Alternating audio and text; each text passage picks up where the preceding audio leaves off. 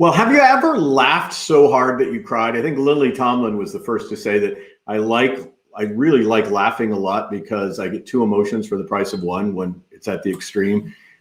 The guest today is a man who's made me laugh to the point of crying. He's inspired me in so many ways. When I describe Brad to people, beyond thinking he's probably one of the nicest people you will ever meet, I typically say Brad is the guy who can, in one moment, take on a character, voice, posture, expression, kind of like Tim Conway. I mean, he's at that level. If you remember the late Tim Conway, just that amazing facial voice communication stuff. So he does that.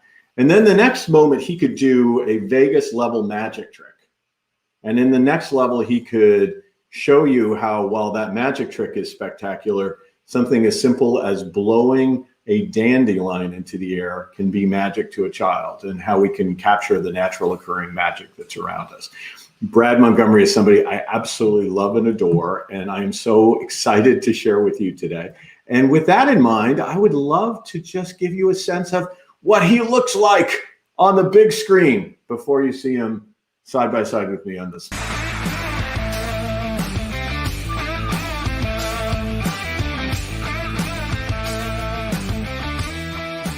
You have a much greater ability to create positive impacts on purpose. And when you use it strategically on purpose, you improve yourself, your profession, you can change your family, you can change the world. People, we're not a football family. Look at this body. This is gonna be awkward. Careful, you don't know where that's been. I swear, if he was selling timeshares, I would have bought one right there. The surgeons do not run out every day and say, "Thank you so much, it was perfect." You are leaders in ways you might not believe unless someone tells you. If only you guys had access to people who needed your help. The crowd absolutely went wild. Super high energy. Awesome. Wonderful. Inspiring. Exceptional. You are awesome. When we embrace that, we make ourselves better, we make our profession better, we make everything better.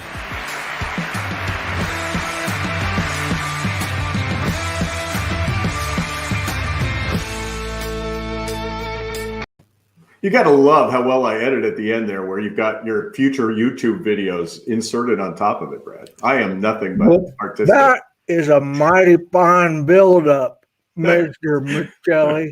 Hey, I dare say I could not reach that bar. I think you've been at the bar I've ever spent. I'm telling you, I think you've reached some kind of bar, all right. Hey, thank you for being here. What a weird world we are in, right? The man who on stage, I mean, seriously, people get a feel. I put that video in there because you own the big crowd. You've got them swaying with you. You got them dancing. You got them laughing. You got them like with their cameras all out to catch the next weirdity thing that you're going to do to inspire them.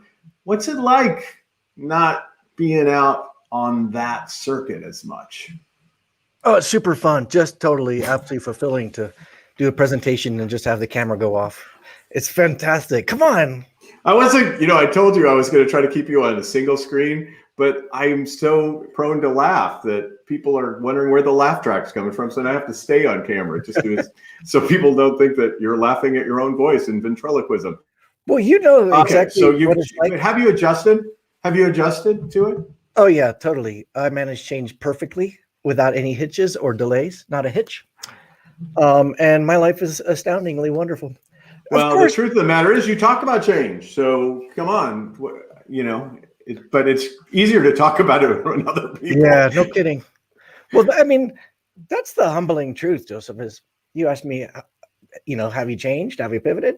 Isn't that the word? I hate that word. Have you pivoted to virtual? But the answer is yes. But that ain't to say it was easy. And, it is ironic to have been paid by organizations I really respect to come and give them wisdom about how to manage change. And then the pandemic came and I'm like, hold the fort. What? I don't like this. This is not good. And so, But I'd like to say, humanity. I really think it's that humanity, it's that vulnerability, it's that approachability that says, just because I say I know how to handle change, it's perfect for me. I mean, it is that voice you use that kind of reminds us that no matter how much we are aware of the factors needed to help an organization move forward, when it hits as hard as it did into our lives, it's really different. I mean, as a speaker, it's a whole different world now. It's not the big crowd, and there's no crowd most of the time. Yeah. And as you know, with the tech we deal with, the larger the crowd is for a virtual conference, the more distant the presenter feels, because they're just more and more barriers. Whereas a small crowd, it's like Zoom and you're on with your mother-in-law. It's great. Yeah. Big but you're crowd, right. Some of the big crowds, I mean, they've got a studio and you're interacting with people in a studio and they've got your slide deck. It's like this command central is running the show and you're just talking to the mothership and everything else happens from there. I know.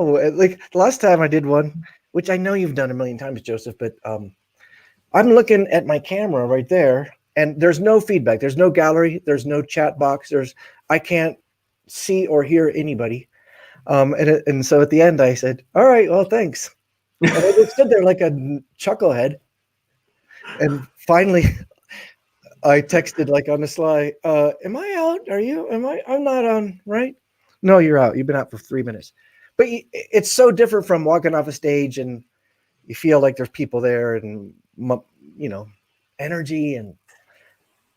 But it's, as we say that on the one hand, how hard it is to make the change but you still can have impact, right? And I'm going to go to the issue of humor for a second.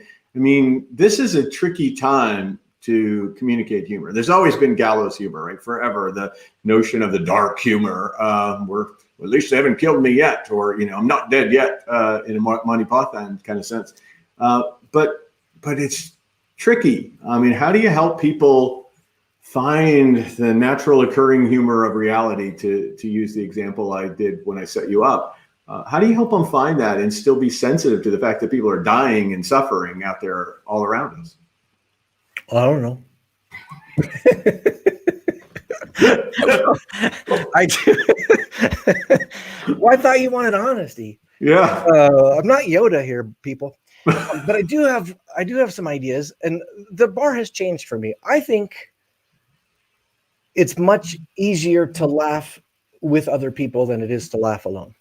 So if you picture any one of us watching TV, whatever the funniest show is, you probably don't laugh that much compared to if you were at that live play or something like where everybody around you is laughing, then you'd be laughing more. So, what humor means and the bar kind of what to expect from our audiences, I think has changed a ton.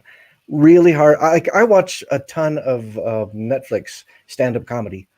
I've never laughed once, I think. But when I'm in a comedy club, I'm laughing a lot. So we're dealing with this. It's an indirect answer to your question, but I think the answer really is not always to consider humor punchlines and jokes. And are the people in your Zoom meeting laughing? It's more like, can you add some space and some air? And can you connect a little bit? And can you just let them know you're not taking them that seriously and you're not taking yourself that seriously in a way that helps all of us move forward in a very serious fashion? So I like that sort of giving space, right? I mean, part of all of what we need is to take a step back from the obvious suffering and uncertainty and anxiety, just to step back for a minute. Because unless we do, I mean, I used to liken it to the fact, problems are all here and you don't get a little distance from it. There's nowhere, but all you see is problem, right? There is no solution space. There's no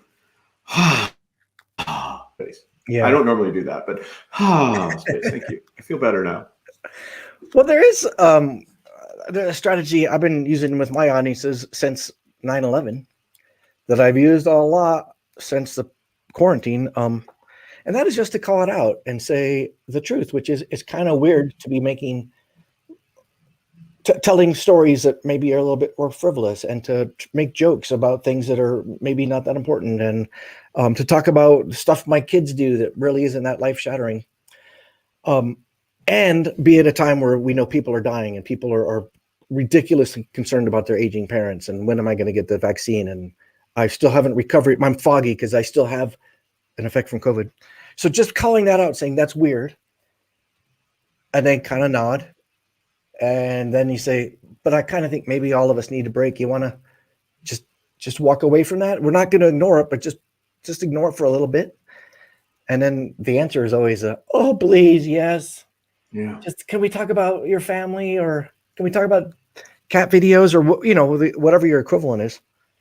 Well, I just know that Tiger King probably would not have made it had it not been for COVID, right? Like we needed that horrid destruction, and not that I saw it, but I'm just saying that there's that part of us, I think, that are needing something like a scroller that says Brad Montgomery to appear immediately on the screen. All right, let's talk about this Brad Montgomery guy and why I'm running the scroll on the screen, because it's not like CNN and there's Brad, not breaking news. about you now. Come in. They're going to talk about So Brad, if Brad were here, what might he say about why people would reach out to a speaker, a facilitator at this time? I mean, obviously, maybe because they need that space that we just talked about. Well, it's funny, right at the first part of the pandemic, all of my clients, and I really would love to learn about your clients too, Joseph, if you had the same experience, but my clients, I think we're in hunker down mode, and like we're not going to do anything but hard skills.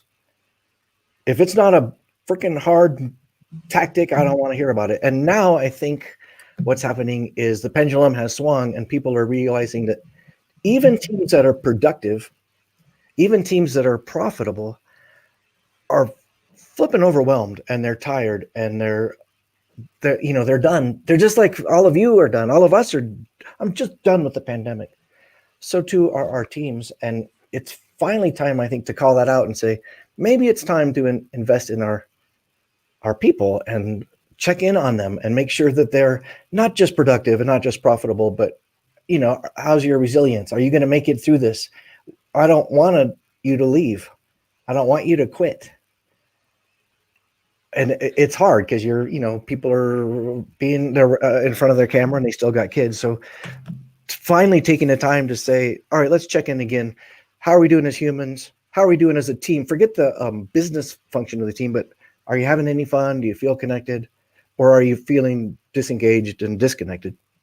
So when I was interviewing a lot of these leaders for the last book that I did about this time, one of the things they said is it was hard to show appreciation because they got so swept up into just doing what was necessary in the crisis. So they knew that they weren't doing all that great a job of showing appreciation before the pandemic. And now with the urgency of the moment, they had almost lost any room to say thank you. I mean, there are exceptions, don't get me wrong, but the tendency to focus on the crisis as opposed to the appreciation was greater. And so it seems like, if anything, it's now time, to take a pause, a breath, and to say thank you. And thank you by inviting Brad Montgomery to kind of lift our spirits, to kind of lead us with some hope and some heart.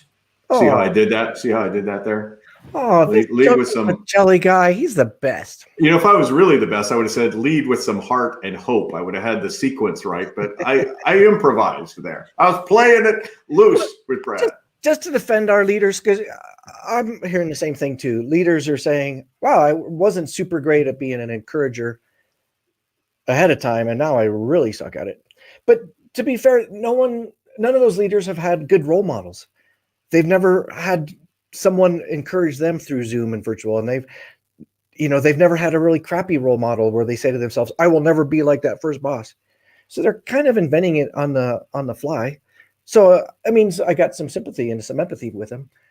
On the other hand, like, come on, peeps, it's time to open up that can of common sense, and maybe you have to pick up the phone. Though Will Rogers said that common sense isn't so common, right? I mean, it takes sometimes somebody to nudge us a little bit into those spaces. And that's what I think a lot of motivational speakers or speakers do, is they kind of nudge us into the truths that we all know to be self-evident, but we need to be reminded of, or we need to have them hit us in a salient way.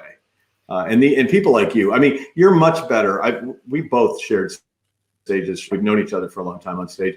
I've been much there better when you have rocked that audience. Yeah, well, that was once. That was 1982, though. But let's. I mean, what I love about you is that you are a craftsman. I mean, there's so much spontaneity about who you are, but the way you work a line, there's a power moment in in a story. You just own that moment. You build the crescendo to that moment, and every word is purposeful.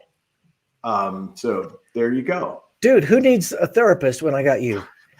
Fantastic. You are good for my self-image. Yeah, well, I think that's what you do. I mean, a lot of what you do is affirming, right? I mean, let's talk about that. Really, now I got to do the dang. I got to change. I only had storytelling up for 30 seconds, and you took me off of this. This is like PowerPoint of 2021. Would you like to talk about storytelling? Then we could could talk about your therapist. Then we could talk about who's encouraging. Like one at a time. So storytelling. Let's stay with what I've got on the screen. It is your show. Yeah. So thank you.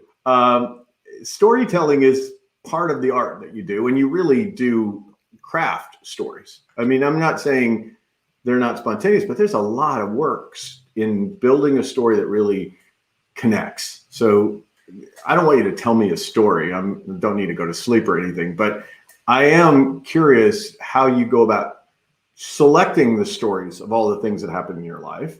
And then how do you groom them so that you strip away the things that are extraneous and keep it moving with some payoffs of laughter, and then bada bing, bada boom with the point. Well, Joseph, to answer your question, I'll use the 3 S's of storytelling. S is see if they're awake. Yeah. But there is something that I've been growing into, because I'm 55 now, and I'm finally growing in to the knowledge that everybody likes a good old once upon a time, including C-suite rock stars. And it turns out that if people are listening and engaged, that's when you can really just drop the tiniest little hint of a message in, but it becomes super powerful. Like the power is outsized. So one was just kind of giving myself permission to say, like, wait a minute, these are seasoned executives. Why would I tell them a story? And the answer is like, oh, because it works and they like it and they hire me back. But the second thing that's right parallel to that, Joseph, is as I age, I'm giving myself permission to tell personal stories. Instead of, oh, there's this case study, or I had a client who, or I was studying this book that. Instead, just saying, like, here's something that happened that is not related to you or your business, but see if you can find yourself in the story. And I bet you can. And just going off on what they feel like is a tangent. Like, why is he talking about soccer? And then, by the end, they're like, oh, I see what he did. Yeah. He's building a point. He's like making an argument. I get it. And I love that transition from needing to have, the asterisk and the source in the citation to your story. I mean, I remember after I did my dissertation and I wrote my first thought leadership piece, at least I was trying to be a thought leader. I had no thoughts and I couldn't lead anything, but it was my effort. But everything was, cited and cited. And I remember the first book, my editor saying, Joseph, you don't need to put a citation after every flippin' sentence in this book, right? I mean, at some point you have to trust that your life experience resonates with the life experience of other people. And if you're doing it with the hope of connecting, not to look at me storytelling, it seems to work, right? I mean, it's amazing. Yeah, only the word seems is wrong. It does work. And it's amazing. And isn't it interesting as humans? I think all of us, when we're young professionals, we're just getting that ball going. We all want to rely on what we see as that professionalism. So the citations and those are the new hires that always wear the perfect red tie or whatever. And then as you grow into it, you realize, what I wear doesn't matter as much. I can relax. I can actually laugh at work, and no one thinks less of me. So I'm just going to throw this out to those of you viewing through on LinkedIn or wherever you might be viewing this live, or many of you I know will see this in replay, but those of you who are viewing live, I'd love to have you just pop into the chat your thoughts about how well, where have you connected playfully or as a community, or in the virtual space with team members, or maybe as a leader, how have you helped your team come together? Because, I hear of scavenger hunts, for example, and Brad, I see a lot of different tools and things tried here on virtual. Scavenger hunt's a classic one. Trivia, lots of trivia activity in this space. What are you seeing leaders do to try to, I've got to bring this back up again, lead with heart and hope, to try to bring their people together? Because you're more into this. And I know you're doing Zoom facilitations and all kinds of stuff. What be happening out there? I'm not against all those things, trivia contests and all, there's a lot of cool online tools. Great, do them, games and whatever else. But I really don't think any of that is it's not sufficient. All of that is not something you do in lieu of actually connecting one-on-one. And I have a little story for you. See what I did there? I love that. So is it going to be about soccer? I'm on a Zoom call, or I'm leading the session, but I got to see gallery view. And at one point I put a question out there, and this young woman came on, and she was just all vibrant and bouncy and sparkly and brilliant. And afterwards I said to my client, to the leader, that woman is like the poster child for what your culture is. I'm sure you thought about letting her know you noticed too. And she was super kind and took a note, but she did send something to that kid. She was young, right?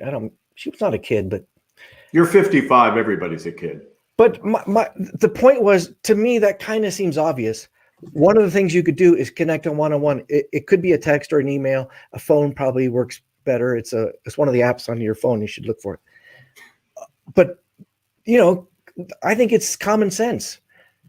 You need to, if you're the leader, you need to understand people who work with you and report to you are overwhelmed and exhausted, and they have imposter syndrome, and they wonder if they're making it. And does my background look stupid? And all the things they think.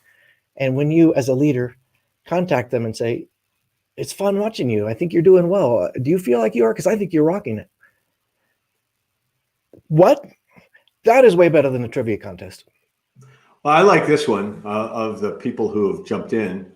Eric talking about community service. I think purposefulness. I mean, you are the king of talking about purpose. Thanks, Eric, by the way, for giving an example of how he brings his team together in a way that refuels them. Here's one from Lou. This looks like Lou Carbone, somebody who's in the speaking world. If not, he looks like he's rocking it. He does look. Set aside one-on-one time. Or how about Dan Lundy? I work alone, so I'm leading myself on the road to nowhere. Credit to David Byrne. Thank you very much for that. That made me laugh. All right, so but I think there's a lot of different examples here. I mean, the purposefulness piece is what I wanted to thread through, because you talk about being on purpose and focusing on purpose, and how purpose is a fueling source, right, for people. Yeah, but yes, and my real... I love that. No, it's not a no, but it's a yes and. That is an improv technique from the backwoods. Yes. Joseph, you're wrong, but yes and. Yeah. Go ahead. Really awkward to call out a podcast host. Hey, Joseph, you're just full of crap. And let me tell you what. So purpose has nothing to do with it. Go ahead. No, that's not what I'm saying. I'm saying that as a leader, the power of showing the people that report to you that they have purpose is insane, and in turn gives us as leaders purpose.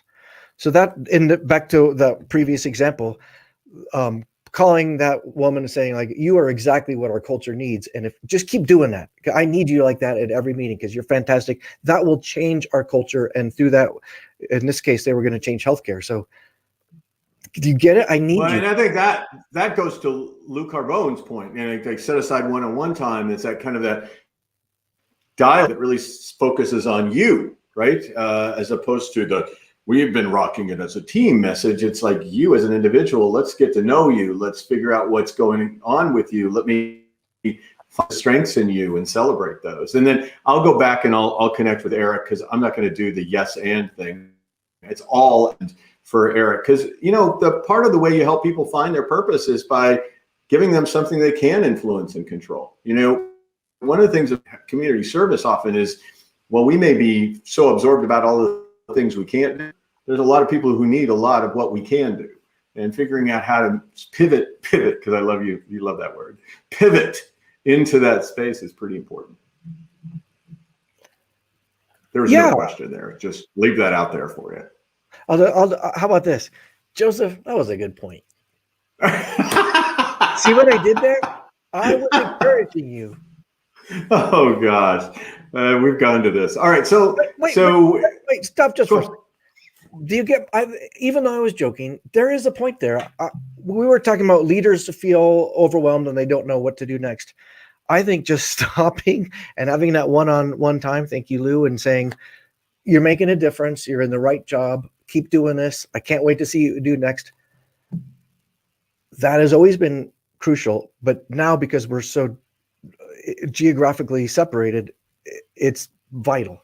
And the changes you make by doing those small moments of saying, Joseph, that was a very good question. We should, and I'll go to thank you. By the way, I feel so affirmed for that.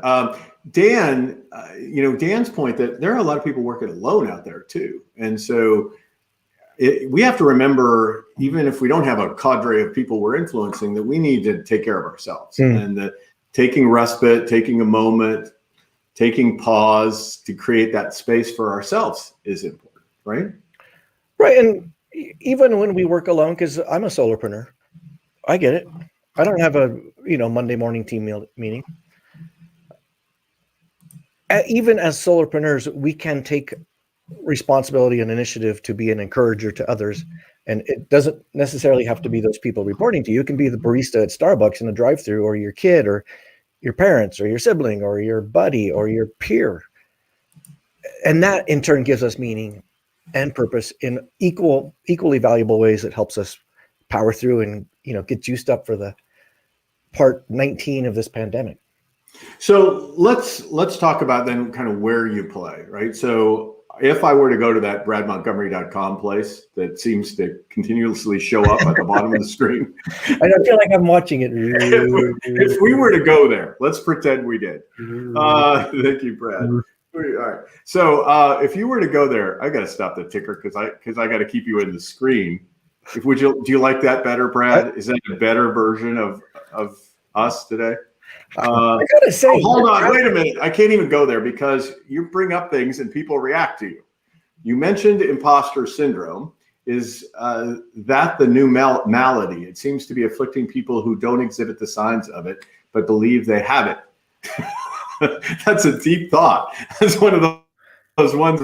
Go ahead and answer, Brad, please. It's sort of the answer is yeah and no. That's a great tautology question. Whoever crafted it should be in comedy. Let's talk about imposter syndrome at a serious level, and then it's like if the tree falls in the forest. Did anybody hear it? I mean, if you have the imposter syndrome, do you know, or are you faking your knowledge of it? All right, let's go to the actual talk about imposter syndrome. Here's my take on that. I suspect 99% of the people listening to this right now have one time in their life felt like, I might be overmatched. I'm in the wrong place. I don't belong. I'm not good enough.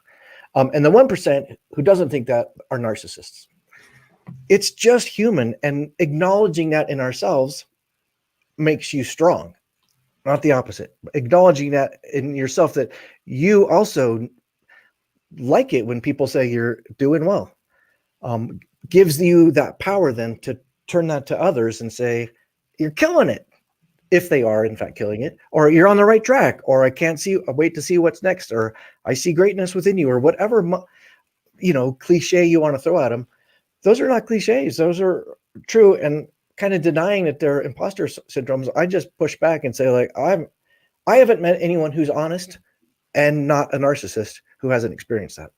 So this last week's blog, I kid you not, starts with, I am an imposter. That's how it starts. And it says, but thank God for 2020, because one of the gifts it gave me is I'm less of an imposter than I was in 2019. That's kind of the beginning of the blog this week. And it's a whole series I'm doing on the gifts of the pandemic. right? Nice. And then I very tongue in cheek say, I understand that to your point, what we talked about earlier, like, I know there are a lot of people who did not get gifts. They got curses. There was terrible things that happened to them. I don't want to deny any of that. But since we went through it anyway, it's not like we can opt out. Since we went through it, then what can we learn from it, right? And the learning is the gift. And so one of the learnings for me is that I used to care a heck of a lot more about what people thought of me and the way I presented in the world than I do in 2021. And I mean that sincerely. I mean, I'm much more willing to be vulnerable. And, almost all of my vlogs and blogs in 2019 and before were pre-produced. I would write the script. I would try to infuse it with some authenticity because I wrote the words. But now I'm willing to put out in the vlog space Dine with Brad Montgomery. I mean, what have I resorted to? I mean, this is the real me, people. It's not perfect. Sometimes I put the wrong graphic up, whatever, it happens. So anyway, I don't know why I went off that tirade, but I'm with you so much on the fact that we're all imposters, just trying to be validated for where we're real. Well, I'm amazed as I go through my career that the higher up you go, meaning, are you in the C-suite? Are you talking to the COOs or whatever? The more those people need a hug too. They're not as obvious, right? But they also are feeling like, I think I'm doing okay, but I'm not sure. Because no one ever encourages them. Their job is to encourage others. And when I go in as an outsider and say, like, seems like you guys are doing great, it's kind of tragic and hilarious where if the buildup is right and the message is authentic, that hits them in a very kind way. And I walk out of there going, I can't believe it. That you see how successful they are and they don't even know it. Yeah. Everybody's like that. Yeah. And I think that from the stage, you help people feel the imposter syndrome, reach out to one another and care for one another, leaders to do that, to see the power we have in affirming one another. And I don't think it's BS affirming, right? Like there's oh, look at you, you drew oxygen today. I mean, it's not that kind of thing. It's like, find the thing. Brad, you made me laugh today. It's like, thank you. And I think I've read your stuff on a tweet counts, right? Like if I or a text counts, I could just send you a quick text that said, Brad, I just saw a video you did. It made me laugh. Thank you. It counts. Anyway, I do digress, but I think the point is that part of your mission in this world is to help us as human beings be honestly affirming. Yeah, and I kind of encourage people to push that because I'm not in favor of a fake compliment. Yet, if in doubt, give up that compliment. And here's a story. All of those compliments to date. Now I know where they came from. Yeah. All right, here's a story. I love that. That tells me you're about to tell a story. Let's all tune in. I earned something called a certified speaker, CSB. I did too. You're not the only one. Certified speaking professional. So you and I both know it's kind of nice, and you get a medal, and you feel good about yourself. But I got a fax. Think rolly paper that you have to iron out and tear off, and from Nito Combane, who is somebody you and I really look up to. Oh, love, yeah. And it was like, oh, congratulations on your CSP. You really have achieved excellence or whatever. Nito didn't know me. Nito didn't know what it took for me to get that.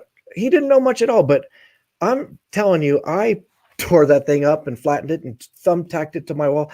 That compliment, which wasn't inauthentic, but neither was it a genuine, Brad, I've been watching you. Oh my, that fueled me for a couple of years. Nito Combane sent me a fax. So when I'm talking to leaders who say, well, I'm a straight shooter. I'm very honest. I'm like, well, maybe could you push it a little bit? I'm not asking you to lie, but shining your CEO spotlight on an entry-level person could change their freaking life. And maybe you ought to encourage that, even though you don't know them that well. Wow. I'm still shocked at the fax machine. I'm still back there, but I think I got the gist of the story nonetheless. Well, no, but it's true. I mean, I remember a review in a magazine or publication by John Maxwell, right?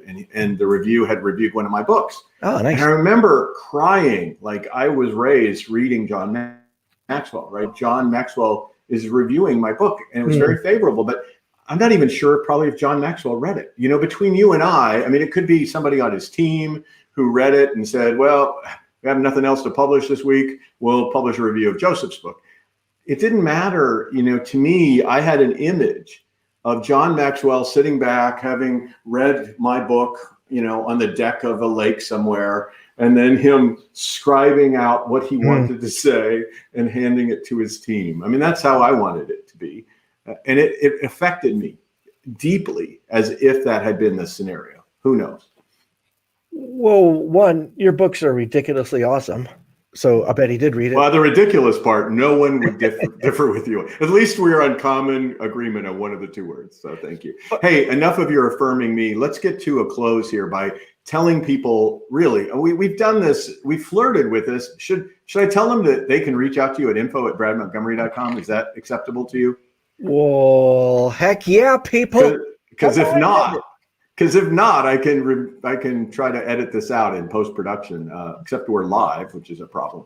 But they can reach out to you there. But more importantly, let's tell them they go to your website. They're going to see oodles of your video. They're going to see your blogs, your live streams. You're live streaming with people that I love and adore, people in the business. You have a knack for live streaming ordinary people doing extraordinary things, or just ordinary people, and getting behind them.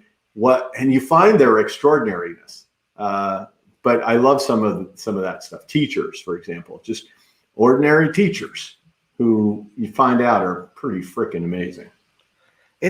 Like so many of our peers, I started this because of the pandemic, because I was off the road. But the coolest thing, Joseph, is not any of the business side. It's that I get to call up people I admire and pepper them with questions. Like, I just walk out of there feeling like my day is better. That was sweet. You know, right now I hang out with the Joseph Michelli. Yeah, there's no "the" to it, but that's cool. And so go to the website. I'm trying to get people to do something here, and you're interrupting my flow, dude. Go to the website. They're going to find out. How to get you to be a speaker on the virtual side. Maybe start scheduling some stuff when we come out of this with face-to-face stuff. Clearly, they're going to get your vlogs, your video live streams, all that kind of stuff there. And maybe even be able to pull you in, do a virtual facilitation, help them affirm their people, help them manage change, help them lead with heart, get some good storytelling, get some white space for people to re-energize their batteries, right? I mean, what am I missing here, dude? No, you got it.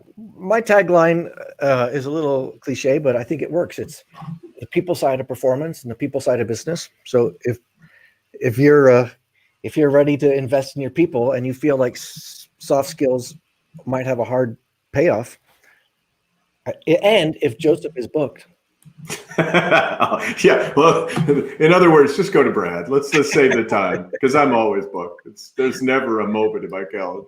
All right, here's your lightning round. I told you about your lightning round, right? So please go to bradmontgomery.com. Thank you, Brad, for being here. Thanks for engaging with the guests and with the people who were interacting with you and all their ideas of how they're trying to lead the performance side of people. So thank you for that. So I got to get my notes for the lightning round. That's why my eyes are straining over here. Okay, are you ready? Anything could happen in the lightning round. You just never know. We just want you to not overthink any of this. And to give you a proof that anything can happen in the lightning round, I want to know, and I'm just going to go to a single shot on you because it's really important that I want to know what happened to you.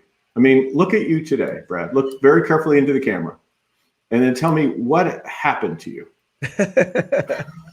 Oh, man, I'll tell you, it was a pandemic. Way too many Girl Scout cookies, bourbon, Tiger King. I can't even look at any more of that. I'm sorry. I'll go back to the two shots so people know that it's me talking. So what were you thinking when you posted that morphed out body? Is that fantasy? Oh, I remember the context for why you put that photo up. If you don't, I have the real story, but go ahead and make up something. Well, I don't remember the real story, but I do know that years ago, I figured out something that's so common now. But if you put, you Photoshop somebody's head, my head, or anyone's head onto a body that doesn't match, that's funny. less so now, right? Because Photoshop is so common, but at the time, You use this in one of your posts. I'll tell you, you used it, I think, to suggest that this is what your parents sent to universities to try to convince them that you were an athlete, yes, and thus should be accepted that into was their it. university. I was on the rowing team and the volleyball team. This is a little sensitive topic for me because I went to USC as an undergraduate where all that mayhem took place. So, and you were an athlete? Let's move on. Let's put, yeah, like that would have worked. All right. And my parents had so much money and influence that there was no problem. All right, hold on. Let's go to a single shot and post up. Speaking of universities, and let me take off your title thing because I don't really need you. I don't need to try to get people to go to your website right now. Speaking of universities, here's a cool picture. Oh, that is my eldest daughter graduating from college, or nearly grad. That's a thing at Worcester that they get a big Tootsie Roll after they turn in their senior thesis. Wow, I could not understand the context of the Tootsie Roll, but it now all works for me. So thank you for that. That's helpful. All right, let me get some of my other. What's this about, by the way, while we're doing stuff? Dude, how old are these? How old are you? I mean, seriously, how old do you have to be to do something like this? What? I like everything that's new, and I think that's a Snapchat filter. That's fabulous. Thank you for sharing. Not really. All right, so I can't even get it off the screen. No matter what I do, it will not go away. All right, last two questions, maybe. How about Kim Wooldridge? How about her? She's my wife. You can't have her. You've had her for a while. Yeah, 27 years with Kim. She's a rock star. Congratulations. All right, let me get a couple other quick ones. Scotland. Tell me about Scotland. Oh, that same kid with a Tootsie Roll took her one of her semesters her senior year in Scotland, and because I'm not a goofball, we went and visited her and had a really fun trip. And the best part was renting bikes and going all around these tiny little villages. God, that was fun. So the bludgers, and then confetti moments, and that's all the time I have for you. The bludgers and then confetti moments. Yeah, we just bludgers. We just won a Harry Potter trivia contest, and by we, even though my wife and I were involved, my daughter did it all. Understandably, we won a trivia contest. Confetti moments. Just sprinkle some confetti on your way out the door. Yeah, that's the thing I do at some keynotes where it's just a kind of a shortcut for being able to celebrate. So I tag it confetti moments and make it funny, and it's one of those nice things that people carry out into the rest of the conference because they will use that phrase as a trigger for a more complicated topic. Which we can't have time for now, but go to bradmontgomery.com and you'll learn all about it. Okay, that's it. Thank you, Brad. Really appreciate you being here with me today. There, we're out of here with him. All right, so let me just tell the rest of you of some of the people who are coming up next. The person who's actually responsible for creating my trade dress, she will be here next week, Suzanne Tullian. In addition to that, the great Tracy Grammer. I seldom ever have musical guests on, but Tracy is an incredible songwriter, comes from the University of California, Berkeley, written amazing songs. She's writing a song a week right now and posting on a website on YouTube, Real Women, Real Song. We're going to talk about the creative process. And then Blueprint, Douglas Conant, if you don't know him, former head of Nabisco, former head of Campbell's Soup. He is... it's all of that in a bowl of soup. It's what I got to tell you when it comes to leadership, the blueprint. And then finally, in Brad's neck of the woods in Colorado is Eric Ferrone, who happened to be my improv comedy teacher back in the day. He runs a company called Bovine Metropolis Theater in downtown Denver. We're going to talk about improvisation and the use of improvisational tools as a leader, and just in general, how to think more on your feet and be more spontaneous, not something that Brad Montgomery needs any help with. All right, thank you all for being a part of it. We'll check it out with you next week. Same bat time, same bat station on the Michelli